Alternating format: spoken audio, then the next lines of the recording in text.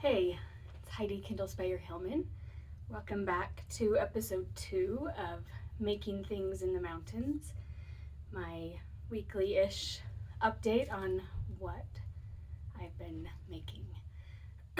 So, a few things. Last week I shared the beginning of this piece. I finished it and took it to the gallery to have prints made. So that is my aspen piece.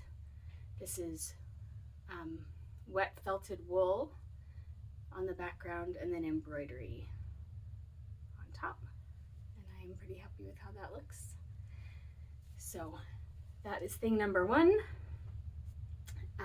I spent a while over the weekend, I can't remember what day it was, just jelly printing a ton of deli paper. I needed something mindless and creative. This is my favorite way, or one of my favorite ways, to relax and just clear my head.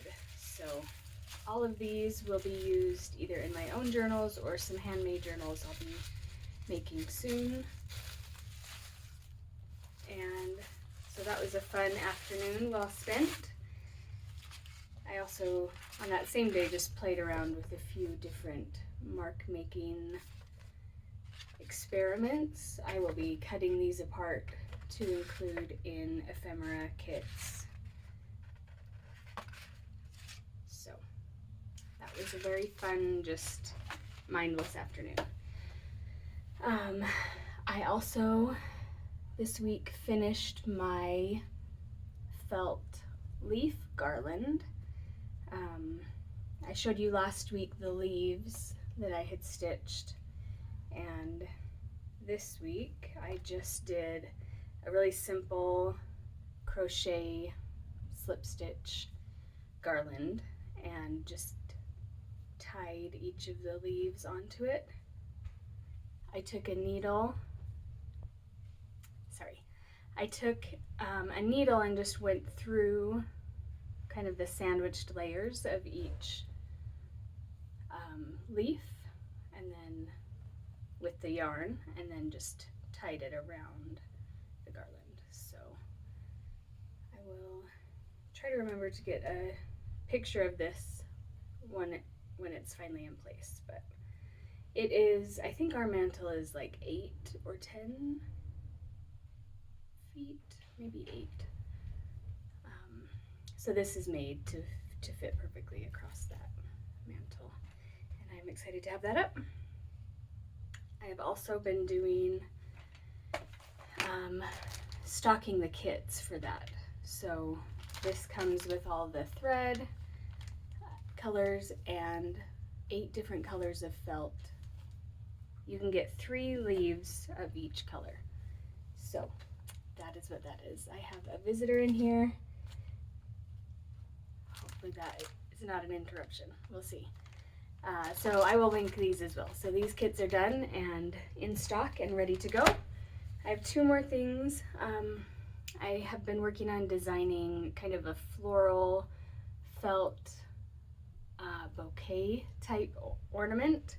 So last night I hand cut a bunch of different flower shapes. My husband helped. I don't know if you've seen that, the reels of like, this is what $0 an hour looks like. My husband is the king of $0 an hour. He helps a lot. So I'm gonna be making bouquets onto a heart shape and a circle shape of felt. I have this kind of oatmeal felt color and then more of a rust color that I'll be using. We'll see if it turns out the same way that it looks in my head. That's always nice when that happens. So I will be doing some embroidery on the top of this, and then I just have all sorts of different like fall colors that's 2 different colors of yellow. I don't know if you can tell really well.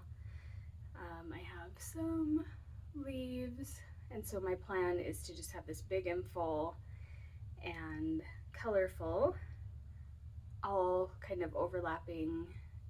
There's a center of a flower maybe. So I'm hoping to finish that this weekend, and I will share with you when that's done. And then the last thing I've been working on this week is, I told you last week that I started a Musselburgh hat, and I had only done a tiny bit. I actually had ripped it back once before because I realized it was much too big. I think I mentioned that. It was huge, and I just kept knitting it anyway.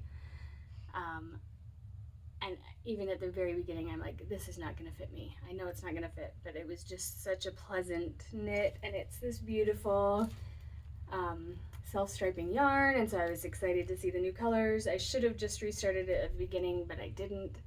And then I restarted it last week, or 2 weeks ago, and I don't know what I did, but it was wrong. I think instead of having 4 repeats of the pattern going around, I only had 3 somehow, and I was trying to make it work and it wasn't, and I realized I was making it much harder than it needed to be. So I ripped it back again, and I've only done this much now, but it's much easier, and the pattern is making much more sense in my head. So it's a whole saga with this hat, but now I'm excited for this to be my semi-mindless knitting project, now that I'm pretty sure it's set up right. And the way I made it right is using 4. Originally I just had a total of 4, so 3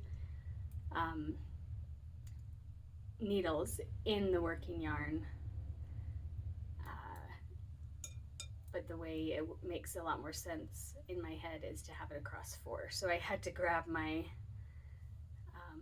cabled needle to be the 5th needle, if that makes sense.